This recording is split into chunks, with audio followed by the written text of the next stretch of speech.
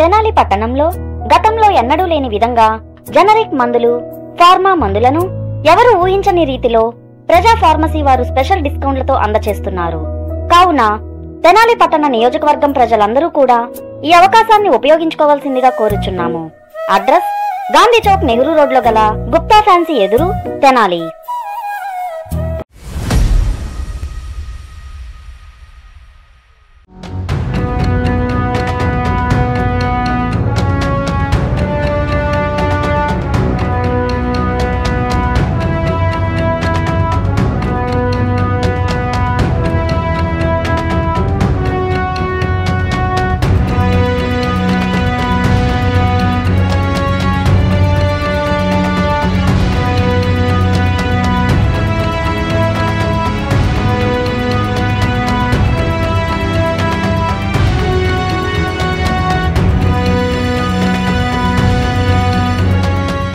మోంతా తుఫాన్ తీవ్రత క్రమక్రమంగా పెరుగుతూ ఉంది. ఈరోజు ఉదయం నుంచి కంటే కూడా సాయంత్రానికి ఆ తీవ్రత ఎక్కువగా మనకి కనిపిస్తూ ఉంది. సాయంత్రం 6 గంటల నుంచి తెనాలి ప్రాంతంలో వాతావరణం పూర్తిగా మారిపోయింది. 6 గంటల నుంచి ఈదురుగాలులతో కూడిన వర్షం మొదలైంది.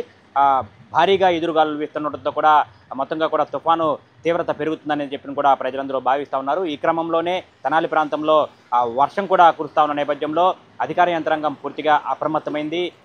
సిబ్బంది మొత్తంగా కూడా క్షేత్రస్థాయిలో తిరుగుతూ ఇటు అన్ని విభాగాల అధికారులు సిబ్బంది క్షేత్రస్థాయిలో తిరుగుతూ పునరావాస కేంద్రాలకు ప్రజల్ని తరలిస్తూ ఉన్నారు. అక్కడ వారందరికీ కూడా ప్రత్యేకంగా ఏర్పాట్లు అయితే చేస్తూ ఉన్నారు. ముఖ్యంగా చూసుకుంటే ఈ రాత్రికి తుఫాను తీరం దాటే అవకాశం ఉందని చెప్తా ఉన్నారు. ఇటు రాజోలు సమీపంలో తుఫాను తీరం దాటే అవకాశం ఉందని చెప్తా ఉన్నారు. 11 నుంచి 1 గంట మధ్యలో ఈ తుఫాన్ తీరం దాటే సమయంలో బలమైన ఈదురుగాలులు వీచే అవకాశం ఉన్నందున ఈ అర్ధరాత్రి చాలా పరిస్థితి అనేది కూడా చాలా తీవ్రంగా ఉంటుందని చెప్పి కూడా చెప్తా ఉన్న పరిస్థితి కనిపిస్తుంది. ముఖ్యంగా చూసుకుంటే కనుక తుఫాను తీరం దాటే సమయంలో అత్యంత భయంకరమైన గాలులు వీస్తాయని చెప్తా ఉన్నారు. గంటకి 100 నుంచి 120 కిలోమీటర్ల వేగంతో ఆ పై వేగంతో కూడా గాలులు వీచే అవకాశం ఉందని చెప్తా ఉన్నారు. ఈ క్రమంలో చెట్లు కొమ్మలు ఎక్కడికక్కడ విరిగిపడే అవకాశం ఉన్న నేపథ్యంలో ప్రజలందరూ జాగ్రత్తగా ఉండాలని చెప్పి కూడా అధికార యంత్రాంగం అయితే సూచిస్తూ ఉంది. ఈ తుఫాను తీవ్రత అనేది కూడా సాయంత్రం నుంచి కూడా ఎక్కువగా కనిపిస్తూ ఉంది. ఈదురుగాలులు తెనాలి ప్రాంతంలో కూడా చెట్లన్నీ కూడా భారీ ఈదురుగాలులు వీస్తూ ఉన్నాయి. ముఖ్యంగా ఈ కంట్రోల్ రూములకు కూడా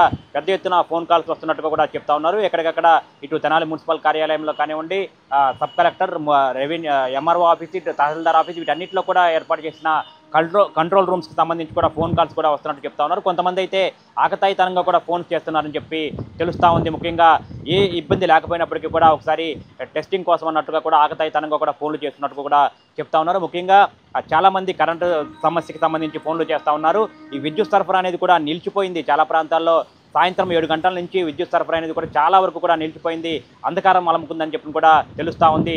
ఈ తుఫాను తీవ్రత పెరిగే కొద్దీ కూడా విద్యుత్ సరఫరా పూర్తిగా ఆగిపోతుందని చెప్పి చెప్తా ఉన్నారు. జిల్లా యంత్రాంగం చెప్తా ఉన్నారు. రాత్రి 9 గంటల నుంచి అర్ధరాత్రి 12 తర్వాత 1 గంట వరకు కూడా విద్యుత్ సరఫరా ఉండదు. ప్రజలందరూ జాగ్రత్తగా ఉండాలని చెప్పి చెప్తా ఉన్నారు. ముందుగానే సిద్ధం చేసుకోవాలని చెప్పి చెప్తా ఉన్న పరిస్థితి కనిపిస్తూ ఉంది. ముఖ్యంగా చూసుకుంటే కనుక ఈ తుఫాన్ అనేది తీరం దాటే సమయంలో తీవ్రత ఎక్కువగా ఉంటుంది కాబట్టి ఎక్కడికక్కడ చెట్లు కొమ్మలు విరిగిపడే అవకాశం ఉంది. జాగ్రత్తగా ఉండాలని చెప్పి చెప్తా ఉన్నారు. వర్షం బీభత్సంగా కూడా ఎక్కువగా అనిపిస్తున్న పరిస్థితి కనిపిస్తూ ఉంది. ముఖ్యంగా ఈ తుఫాను తీరం దాటే సమయంలో వీచే ఈదురు గాలులకు కానివ్వండి, అట్లాగే భారీ వర్షానికి కానివ్వండి, పంట పొలాలు మొత్తంగా కూడా పూర్తిగా దెబ్బతినే అవకాశం ఉందని చెప్పి కూడా రైతులు ఆందోళన చెందుతూ ఉన్నారు. ఇప్పుడు పంట చూసుకుంటే కనుక బాగా ఏపుగా పెరుగుతూ ఉంది. గింజ అనేది కూడా పాలు పోసుకునే దశలో ఉంది. ఈ క్రమంలో ఈ సమయంలో ఈ భారీ ఈదురుగాలులు కానివ్వండి, వర్షం వస్తే కనుక పంట ఎందుకు పనికిరాదని చెప్పి కూడా ఈ డెల్టా ప్రాంతంలోని రైతాంగం తీవ్రంగా ఆందోళన వ్యక్తం చేస్తూ ఉన్న పరిస్థితి కనిపిస్తుంది. ముఖ్యంగా చూసుకుంటే కనుక ఈ రాత్రి చాలా తీవ్రంగా ఉంటుంది తుఫాన్ ప్రభావం అని చెప్తా ఉన్నారు. ఈ రాత్రి గడిస్తే చాలు ప్రశాంతంగా రేపటి నుంచి కూడా ప్రశాంతంగా ఉండొచ్చు అని చెప్పి చెప్తా ఉన్నారు. ఏదైతే ఏమైంది మొత్తంగా అధికార యంత్రాంగం అయితే పూర్తిగా అప్రమత్తంగా ఉందని దీన్ని బట్టి చెప్తా ఉన్నారు. క్షేత్రస్థాయిలో సిబ్బంది పర్యటిస్తే అక్కడికక్కడ ప్రజలను అప్రమత్తం చేస్తూ ఉన్నారు. ఇటు పోలీసు యంత్రాంగం కానివ్వండి, ఇటు అధికార యంత్రాంగం కానివ్వండి, ప్రజలందరినీ ఇప్పటికే చాలా వరకు కూడా పునరావాస కేంద్రాలకు తరలించారు. తెనాల్లో 10, అట్లాగే రూరల్ పనులు కూడా మరికొన్ని ఏర్పాటు చేశారు. 10ల సంఖ్యలో ప్రజలు మొత్తాన్ని కూడా పునరావాస కేంద్రాలకు తరలించి ఉదయం నుంచి కూడా వారికి కావాల్సిన వసతులు ఏర్పాటు చేస్తూ ఉన్నారు. అక్కడే జనరేటర్లు ఏర్పాటు చేశారు. వారికి ఆహారం, పాలు అట్లాంటివి సౌకర్యాలు కూడా కల్పిస్తూ ఉన్నారు. ప్రజలు మాత్రం ఈ రాత్రి వరకు చాలా జాగ్రత్తగా ఉండాలని చెప్పి కూడా దీన్ని బట్టి అధికారులు చెప్తా ఉన్న పరిస్థితి. వీడియో జర్నలిస్ట్ సాయితో గోపిచంద్, ఎస్టీవీ, తెనాలి.